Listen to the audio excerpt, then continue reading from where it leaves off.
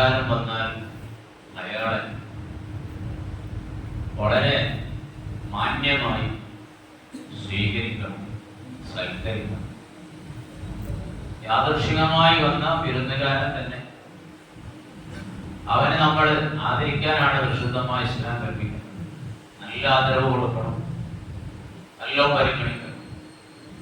എന്നാൽ പ്രത്യേകമായി നമ്മൾ ക്ഷണിച്ചു വരുത്തിയ നമ്മുടെ ഗസ്റ്റ്, ക്ഷണിച്ചു വരുത്തിയ വിരുന്നുകാരൻ സ്വാഭാവികമായി വന്ന വിരുന്നുകാരനേക്കാൾ കൂടുതലായി അവനെ നമ്മൾ പരിഗണിക്കേണ്ടതുണ്ട്.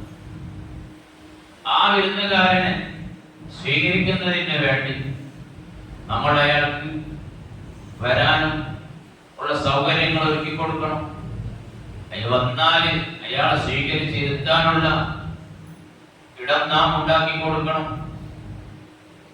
അതിനുശേഷം അയാൾക്ക് വേണ്ട പാനീയങ്ങളും അയാൾക്ക് വേണ്ട ആഹാരങ്ങളും ഒക്കെ അയാൾ ഇഷ്ടപ്പെടുന്നത് എന്താണോ അത് അയാൾക്ക് നമ്മൾ നൽകണം. അങ്ങനെ സ്വീകരണം കഴിഞ്ഞ് അയാൾ വിട പറഞ്ഞ് യാത്ര പറഞ്ഞ് പോകുമ്പോ വളരെ സന്തോഷത്തോടു കൂടി ആഹ്ലാദത്തോടു കൂടി ഇനിയും വരണം, കണ്ടുമുട്ടണം എന്നുള്ള ആ ഒരു താല്പര്യം രണ്ടു കൂട്ടർക്കും ഉണ്ടാകുന്ന നിലക്ക് തന്നെ അയാളെ യാത്ര പറഞ്ഞ് അയാളെ അല്പം അനുഗമിച്ച് അയാളെ നമ്മൾ യാത്ര. എന്നാൽ അതേപോലെയാണ് 2 മാസമായി നമ്മളൊരു വിരുന്നുകാരനെ ക്ഷണിക്കുന്നു. 2 മാസക്കാലമായി നമ്മൾ വിരുന്നുകാരനെ, ഗസ്റ്റിനെ നമ്മൾ ക്ഷണിച്ചുകൊണ്ടേയിരിക്കുകയാണ്. ആ വിരുന്നുകാരൻ 4 ദിവസോടി കഴിഞ്ഞാൽ നമ്മുടെ അടുത്തേക്ക് എത്തുക. യാദൃശ്ചികമായുള്ളതെല്ലാം വിളിച്ചു വരുത്തുക നമ്മൾ, എന്നിട്ട് നമ്മയിലേക്ക് വരികയാണ്. അപ്പോ ആ വിരുന്നുകാരനെ നമ്മൾ ഈ പറഞ്ഞ രൂപത്തില്, അർഹമായ രൂപത്തില്, വളരെ സന്തോഷകരമായ രൂപത്തില് നമ്മൾ സ്വീകരിക്കുകയും നമ്മൾ വിരുന്നൂട്ടുകയും അവസാനം ആ നിലക്ക് തന്നെ നമ്മൾ യാത്രയൊക്കെ കൈക്കൊള്ളേണ്ടതുണ്ട്. വിശുദ്ധമായ റമദാൻ, ഇതാണ് നമ്മൾ ക്ഷണിച്ചത്. പടച്ചോനെ, വിശുദ്ധമായ റമദാനിലേക്ക് ഞങ്ങളെ നീ എത്തിക്കണേ. റമദാൻ ഞങ്ങൾക്ക് തരണേ, അതിന്റെ മുമ്പ് ഞങ്ങളെ പിടിച്ചുകൊണ്ടു പോകല്ലേ. ആ റമദാനിനെ സ്വീകരിക്കുന്നതിന് തടസ്സമാകുന്ന ഒന്നും ഞങ്ങൾക്ക് തരല്ലേ എന്ന് പറഞ്ഞ് ആ റമദാനിനെ നമ്മളിങ്ങനെ വരാൻ വേണ്ടി, നമ്മിലേക്ക് എത്താൻ വേണ്ടി നമ്മളിങ്ങനെ വിളിക്കുകയായിരുന്നു, അതാരോട് ഇങ്ങനെ തേടുകയായിരുന്നു. അതിതാ നമ്മിലേക്ക് വരികയാണ്. എല്ലാ നിലക്കും നമ്മൾ അതിന് വേണ്ടി ഒരുങ്ങി. പക്ഷേ മാനസികമായുള്ള ഒരുക്കം അത് നടത്തിയവർ വളരെ കുറച്ചേ ഉണ്ടാക്കുകയുള്ളൂ. നമ്മുടെയൊക്കെ വീടുകൾ നമുക്കറിയാം, നമ്മുടെ സഹോദരിമാർ, ഉമ്മമാർ, അവരൊക്കെ വീടുകളിൽ വളരെ വലിയ ഒരുക്കങ്ങളാണ് നടത്തുന്നത്. നോമ്പും പണി എന്ന് പറഞ്ഞിട്ട് അവര് വളരെ ഗംഭീരമായ ഒരുക്കങ്ങൾ ദിവസങ്ങളോളമായി, ചിലയിടത്തൊക്കെ ആഴ്ചകളോളമായി വീട് തട്ടി അടിച്ച് വൃത്തിയാക്കി, മാറാലൊക്കെ തട്ടി വളരെ ക്ലിയർ ആക്കി, അലക്കാനുള്ളതും കഴുകാനുള്ളതും ഒക്കെ വൃത്തിയാക്കി, എല്ലാ നിസ്കാര പായകളും നിസ്കാര കുപ്പായകളും മുസല്ലകളും എല്ലാം അവര് ഒന്ന് റീഫ്രഷ് ചെയ്ത് വളരെ ഭംഗിയായ രൂപത്തിൽ അവരിങ്ങനെ കാത്തിരിക്കുന്നു. ഇനി നോമ്പിന് അത്തരത്തിലുള്ള ഒരു പണിയും ഉണ്ടാകരുത്. നോമ്പിന് ഇബാദത്ത്, റമദാനിനെ അങ്ങ് സ്വീകരിച്ച് ആ റമദാൻ കഴിയുമ്പോൾ പിന്നെ ഇത്തരത്തിൽ ഒരു കാര്യത്തിലേക്കും ചിന്തിക്കാൻ കഴിയൂല. അതുകൊണ്ട് റമദാനിന് അത്ര പണിയൊന്നും ഉണ്ടാവില്ല. അതുകൊണ്ട് ആ റമദാനിനെ മുതലാക്കണം, അത് വേണ്ട രൂപത്തിൽ ഉപയോഗപ്പെടുത്തണം എന്ന നിലക്കാണ് പണിക്ക് നേരിടുന്നത്. റമദാനെ സ്വീകരിച്ച് നല്ല രൂപത്തിൽ യാത്രയാക്കാൻ വേണ്ടി. അതേപോലെ മുസ്ലിമീങ്ങൾ എല്ലാ രാജ്യങ്ങളിലും, അത് നമ്മുടെ കേരളത്തിലോ നമ്മുടെ ഈ പ്രദേശത്തിലോ അല്ല, എല്ലാ രാജ്യങ്ങളിലും റമദാനിനോടനുബന്ധിച്ച് പള്ളി അലങ്കരിക്കും, പള്ളി ഭംഗിയാക്കും. പൊടി പിടിച്ചതൊക്കെ പൊടികളൊക്കെ കളഞ്ഞ് എല്ലാം വൃത്തിയാക്കി, കളർ മങ്ങിയിട്ടുണ്ടെങ്കിൽ നല്ല കളർ അടിച്ച്, പായകൾക്കൊക്കെ വൃത്തികേടായിട്ടുണ്ടെങ്കിൽ പായകളൊക്കെ മാറ്റി, കാർപ്പറ്റുകളൊക്കെ മാറ്റി, ഫാൻ ഇല്ലാത്തടത്ത് ഫാനൊക്കെ ഫിറ്റ് ചെയ്ത് വിശ്വാസികളെ സ്വീകരിക്കാൻ, നോമ്പുകാരെ, ഇത്തികാഫുകാരെ, ഖുർആൻ പാരായണക്കാരെ ഒക്കെ സ്വീകരിക്കാൻ വേണ്ടി പള്ളികൾ എല്ലാ നിലക്കും അതിന് സജ്ജമാക്കുകയാണ്. ലോകത്ത് മുഴുവൻ എല്ലായിടങ്ങളിലും റമദാനിനെ സ്വീകരിക്കാൻ വിശ്വാസികൾക്ക് സൗകര്യം ഒരുക്കണം. അങ്ങനെ എല്ലാ ഒരുക്കങ്ങളും നടത്തി നമ്മൾ ആ റമദാൻ നമ്മിലേക്ക് കടന്നു വരുമ്പോ പിന്നെ പടച്ചോനെ, റമദാൻ വന്നാൽ എനിക്ക് മുഴുവൻ തറാവീഹ് നിസ്കരിക്കണം ആഗ്രഹമുണ്ട്. മുഴുവൻ നോമ്പ് ഒന്നിന് കൊണ്ടം വരാതെ മുഴുവൻ നോമ്പെടുക്കണം.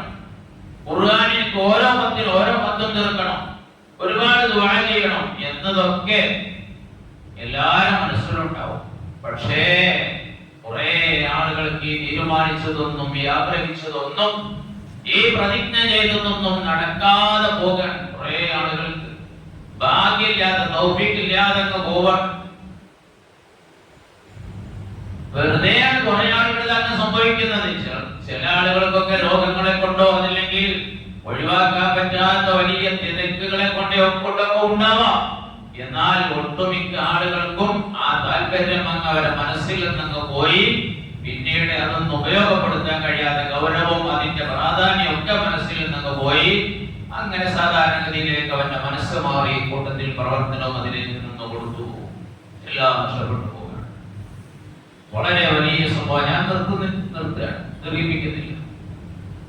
വളരെ വലിയ സംഭവം. വിശുദ്ധമായ റമദാൻ സയ്യിദുനാ റസൂലുള്ളാഹി സ്വല്ലല്ലാഹു അലൈഹി വസല്ലം തങ്ങളുടെ കാലത്ത് ത്വൽഹ റളിയല്ലാഹു അൻഹു സഹാബി വര്യൻ പറയാണ്, ഞാനൊരു സ്വപ്നം കണ്ടു. എന്താ സ്വപ്നം? ഈ അടുത്ത് ഇസ്ലാമിലേക്ക് വന്ന രണ്ട് സഹോദരങ്ങൾ, ജ്യേഷ്ഠാനുജന്മാരായ രണ്ടുപേരും ഒരുമിച്ച് ഇസ്ലാമിലേക്ക് വന്നവരാണ്. അതിലെ ഒരാൾ വളരെ ശക്തമായി ഇസ്ലാമിന് വേണ്ടി പ്രവർത്തിക്കുകയും വളരെ വലിയ പരിശ്രമങ്ങൾ നടത്തുകയും അവസാനം ദീനിന് വേണ്ടി അയാൾ ഷഹീദാകുകയുമാണ്. അയാളുടെ സഹോദരൻ കൂട്ടുകാരൻ, അയാളോടൊപ്പം ഇസ്ലാമിലേക്ക് വന്ന കൂട്ടുകാരൻ വീണ്ടും ഒരു വർഷക്കാലം ജീവിച്ചു. അയാൾ ഒരു വർഷം കഴിഞ്ഞ് അയാൾ സ്വാഭാവിക മരണത്തിന് കീഴടങ്ങുകയാണ്. യുദ്ധത്തിലെല്ലാം അയാളുടെ വീട്ടിൽ വെച്ച് സ്വാഭാവിക മരണം അയാൾക്ക് സംഭവിക്കുകയാണ്. ഈ രണ്ടുപേരെയും സ്വപ്നം കാണുന്നു. എന്താ സ്വപ്നം? അതാ സ്വർഗത്തിന്റെ കവാടത്തിലേക്ക് ഇതാ ഇവർ രണ്ടുപേരും വരുന്നു.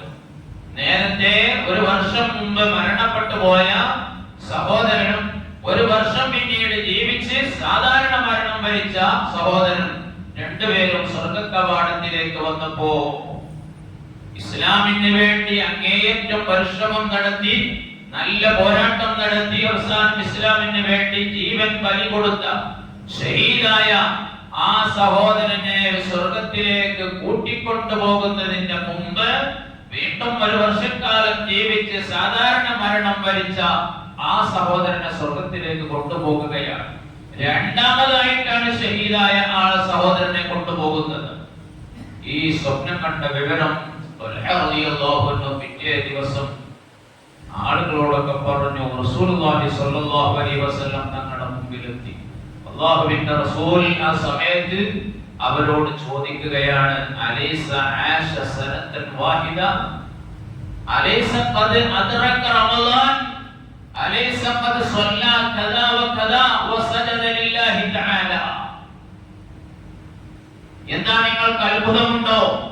ആ ഷഹീദായി ദീനിന് വേണ്ടി ഷഹീദായ സഹോദരനെ കൊണ്ടുപോകുന്നതിന് മുമ്പ് ഇയാളെ കൊണ്ടുപോയതിൽ നിങ്ങൾക്ക് അത്ഭുതമുണ്ടോ? എന്തിന് അത്ഭുതപ്പെടണം? ഒരു വർഷക്കാലം വീണ്ടും അയാൾ ഈ സഹോദരൻ ജീവിച്ചില്ലേ? ആ ഒരു വർഷക്കാലം അയാൾ ഒരു കൊല്ലത്തെ റമളാൻ അയാൾക്ക് അധികം കിട്ടിയില്ലേ? എത്ര വലിയ റസൂലുള്ളാഹി തങ്ങൾ ഒന്നാമതായി പറഞ്ഞതാണ്. അയാൾക്ക് ഒരു വർഷത്തെ റമളാൻ കിട്ടിയില്ലേ? അലൈസ ഖദ് സ്വല്ലാ കദാ വകദാ, ഒരു കൊല്ലക്കാലം മുഴുവൻ അയാൾ ഇത്ര നിസ്കരിച്ചിട്ടില്ലേ? അല്ലാഹുവിന് വേണ്ടി സുജൂദ് ചെയ്തില്ലേ? അപ്പോൾ ഇയാളെയല്ലേ ആദ്യം പിടിക്കേണ്ടത്? അങ്ങനെ കൊണ്ടുപോയതാണ്. അപ്പോ ശുദ്ധമായ റമളാൻ ഒരാൾക്ക് കിട്ടുക, ഒരു കൊല്ലത്തിൽ ഒരു മാസം റമളാൻ നമുക്ക് ലഭിക്കുക. ആ റമളാനിൽ ഇബാദത്ത് ചെയ്യുക, അതിനെ ആദരിക്കുക, അതിനെ സ്വീകരിക്കേണ്ട രൂപത്തിൽ സ്വീകരിക്കുക, അതിനെ ആരാധനകളെ കൊണ്ട് ധന്യമാക്കുക എന്നത് വലിയ സംഭവമാണ്. അത് കിട്ടിയിട്ട് നമുക്കത് ഉപയോഗപ്പെടുത്താൻ കഴിയാതെ പോകുക എന്ന തീരാ നഷ്ടവും വലിയ പരാജയനാണ്. അങ്ങനെയുള്ള ആളുകൾ വലിയ പരാജയത്തിന്റെ ഉടമകളാണ്. അല്ലാഹുവിന്റെ അത്തരം പരാജിതരിൽ നിന്ന് നമ്മെ കാത്തുരക്ഷിക്കുമാറാവട്ടെ. അല്ലാഹുവിന്റെ വിശുദ്ധമായ റമളാനിനെ അർഹിക്കും വിധം സ്വീകരിക്കാൻ നമുക്ക് തൗഫീഖ് പ്രദാനം ചെയ്യുമാറാവട്ടെ.